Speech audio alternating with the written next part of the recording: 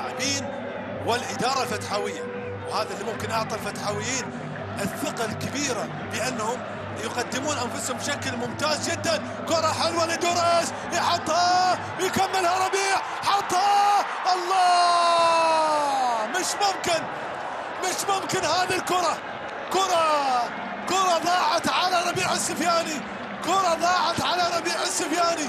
يا الله يا الله يا الله على هذه الكرة. شوف والله دوريس إذا ظهر خطر، وربيع شوف ربيع، يا الله مش ممكن هذه الكرة تضيع على ربيع السفياني الهداف الخطير.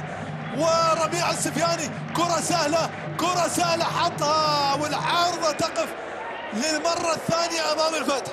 تغيير أيضا ثاني للفتح.